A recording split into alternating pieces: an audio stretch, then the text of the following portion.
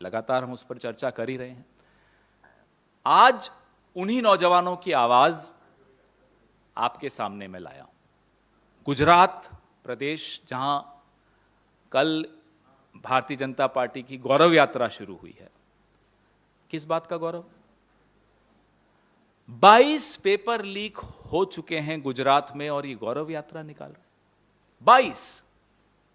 मैं बाकी राज्यों की, भाजपा शासित राज्यों की बात बाद में कभी रखूंगा, उत्तराखंड हो, कर्नाटक हो।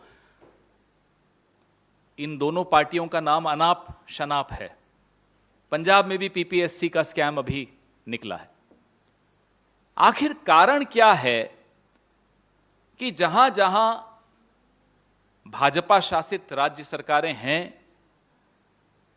वहां पेपर लीक एक के बाद एक पेपर लीक हो रहा है? क्या नौजवानों को आप गंभीरता से नहीं लेते? पूरे विश्व का सबसे नौजवान देश माना जाए भारत, और उसके नौजवान की यह हालत आपने कर दी हो, और आपका राज्य जहां आप 12 साल मुख्यमंत्री रहे हो, आज आप प्रधानमंत्री हो। जब से आप वहां मुख्यमंत्री बने तब का सिलसिला अगर मैं आपको अभी प्रेस रिलीज में भी दे रहा हूं। आपके बाद आनंदीबेन पटेल आई, उस वक्त कितने पेपर लीक हुए? विजय रूपानी जी आए, कितने पेपर लीक हुए? भूपेंद्र पटेल जी आए, हालत देखिए। अभी स्कूल के पेपर लीक होना, बीबीए के होना, पटवारी के होना, नायब तहसीलदार के होना, वन रक्षक के होना, समझ में तो नहीं आता, लेकिन हो रहा है। स्कूल तक के पेपर लीक हो रहे हैं और परीक्षाएं टल रही हैं। ये हालत है गुजरात के नौजवान की। भारतीय जनता पार्टी 27 साल से वहां सत्ता में है। अब बताइए किसका नाम लेंगे? नेहरू जी का लेंगे? 27 साल से तो कांग्रेस वहां है ही नहीं सत्ता में। 27 साल से आपकी सरकार रही है, उसमें से 12 साल नरेंद्र मोदी जी मुख्यमंत्री रहे हैं। आपने वहां क्या किया? अभी सौराष्ट्र यूनिवर्सिटी में बीबीए और बीकॉम का पेपर 13 अक्टूबर को निर्धारित हुआ था, लीक हो गया, टल गया। कितनी मेहनत जाती है एक परीक्षा की तैयारी करने में। माता पिता की एक निवेश होता है, इन्वेस्टमेंट होती है, समय की इन्वेस्टमेंट होती है, पैसे की इन्वेस्टमेंट होती है, और भविष्य की प्लानिंग होती है। हम और आप भी जब स्कूल में पढ़ते थे, हमारी भी प्लानिंग होती थी कि भाई कॉलेज करेंगे, कॉलेज के बाद ये एंट्रेंस देंगे, फिर शादी करेंगे, फिर जिंदगी अपनी सेटल करेंगे। गुजरात के नौजवान की किस्मत में यह प्लानिंग नहीं लिखी है, क्योंकि उसकी प्लानिंग के सामने आ जाती है गुजरात की भाजपा सरकार। आप सबसे यह गुजारिश है कि यह मुद्दा जात पात से दूर है, धर्म मजहब से दूर है, विचारधाराओं से अलग हटकर है। यह मेरे देश के नौजवान का मुद्दा है, उसके भविष्य का मसला है। इसमें राजनीति होनी भी नहीं चाहिए। इसमें चिंता सबसे ज्यादा तो इस देश के प्रधानमंत्री को होनी चाहिए, प्रधान सेवक को होनी चाहिए। जो वहां गौरव यात्रा निकाल रहे हैं अमित शाह, उनको होनी चाहिए। आप उस प्रदेश में जाकर नौजवानों की आंखों में आंखें डाल के कैसे बात करते हो, कैसे वोट मांग लेते हो? उसके साथ आपने किया क्या? उसके भविष्य का गला घोटा, उसकी आकांक्षाओं का गला घोटा, उसके सपने मार डाले। मध्य प्रदेश में व्यापम घोटाला है, गुजरात में व्यापक घोटाला है, हर परीक्षा में घोटाला। तो यह सवाल हम सबको एक आवाज में उठाना चाहिए। मीडिया को यह सवाल उठाना चाहिए कि आखिर कारण क्या है, और जो सरेआम मालूम है कि किसने धांधली की उसको प्रोटेक्शन दी जा रही है, उसको राजनीतिक संरक्षण दिया जा रहा है। मजबूरी क्या है आपकी? कारण क्या है? ये आपके सवाल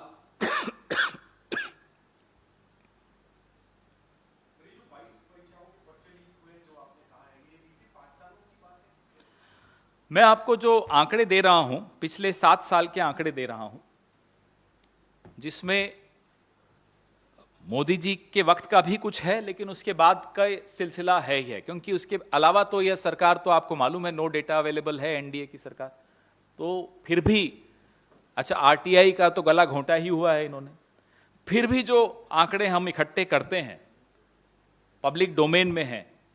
आप जैन जी गुजरात जाएंगे, अब मेरे को लगता है अभी गए भी होंगे चुनाव से पहले, अब चुनाव में भी जाएंगे। आप नौजवानों से बात करके देखिएगा, भूल जाइए कांग्रेस को, भूल जाइए भाजपा को और वो तीसरी पार्टी को, नौजवानों से पूछिएगा, वो आपको खुद लिस्ट दे देंगे। इतनी पीड़ा है, इतना रोष है, इतना गुस्सा है, इतनी हताशा है। जी, मैंने सिलसिलेवार हर साल के निकाल के आपके इस प्रेस जो विनीत जी आपको देंगे प्रेस रिलीज, उसमें है ये 2014, थोड़े उससे पहले के हैं, लेकिन 14, 15, 16, 17, 18 और फिर इसके बाद तो खैर कोविड था तो लीक नहीं कर पाए क्योंकि एग्जाम ही नहीं हुए, 21 और अब ये 22।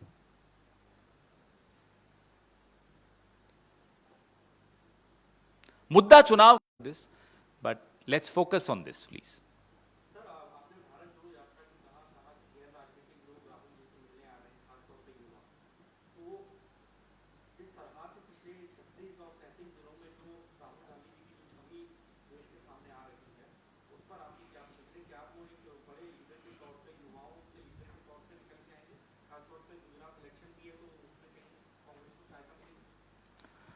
देखिए, चुनाव से कहीं बढ़कर है भारत जोड़ो यात्रा, ये भारत की यात्रा है।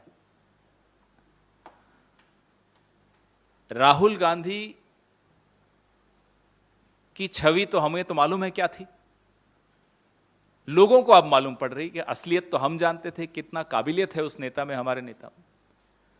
भारतीय जनता पार्टी ने अरबों रुपए खर्च करके जो धूमिल करने का प्रयास किया कांग्रेस की छवि को, हमारे नेतृत्व की छवि को, वो उसमें कामयाब नहीं हो रहे हैं, नहीं हो पाएंगे। राहुल गांधी जो मुद्दे उठाते हैं और जो उनकी शैली है राजनीति की, वो है सुनने की शैली। लोग बोलने वाली शैली से अब परेशान हैं। प्रधानमंत्री सिर्फ अपनी बात करें, लोगों की न सुने, ऐसा राजा देश को स्वीकार्य नहीं हो सकता। तो यह अंतर लोगों को स्पष्ट तौर पे दिख रहा है। वो लोग आज मजबूरीवश चुप होंगे, आप में से कुछ साथी, लेकिन मन में अगर आप भी अपने दिल पर हाथ रखेंगे तो आपको भी यह अंतर बड़ा स्पष्ट दिख रहा है।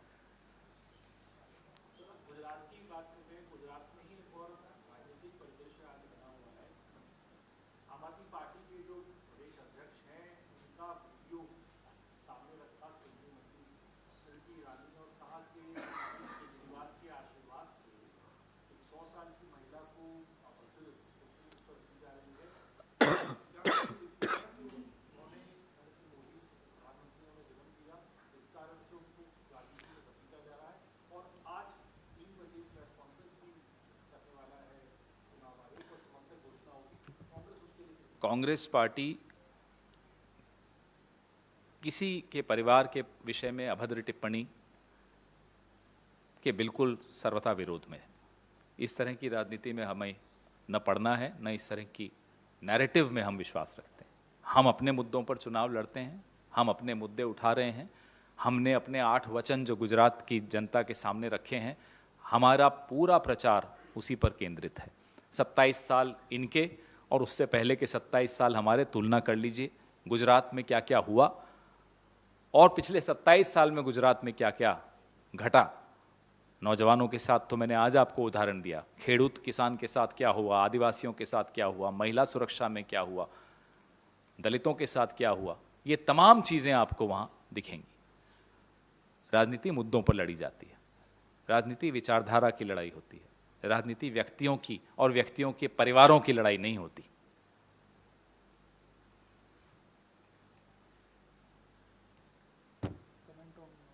आपने एक और सवाल पूछा, हम इंतजार कर रहे हैं।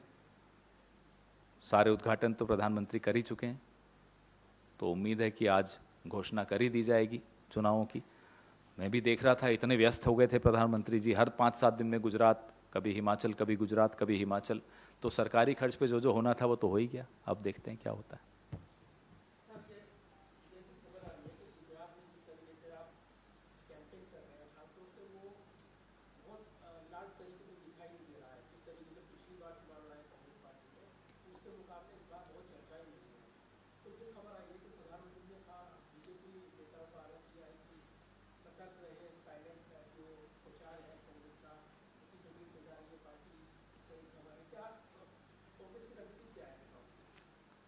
मोदी जी को यह सलाह बहुत पहले दे देनी चाहिए थी।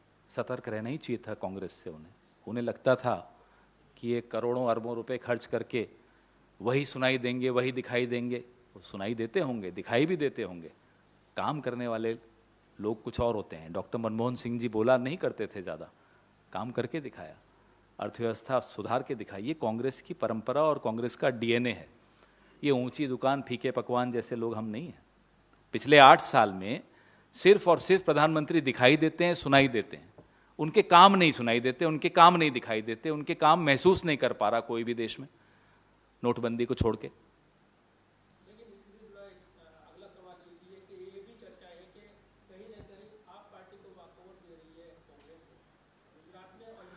आप आए हैं गुजरात? पिछले कब गए थे last?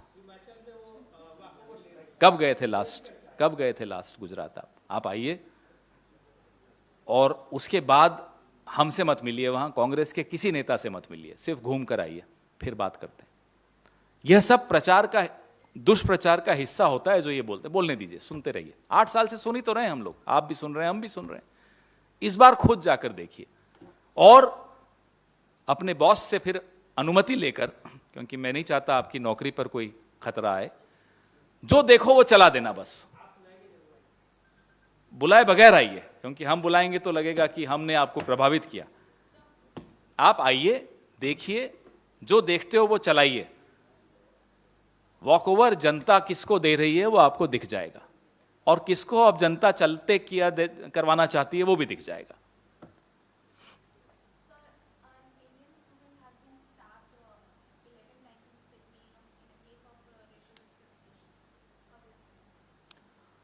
Oh, that's a very sad incident. We haven't got the details yet, but I'm sure the Ministry of External Affairs will take it up with their counterparts there, and the guilty should be brought to the book. Thank you.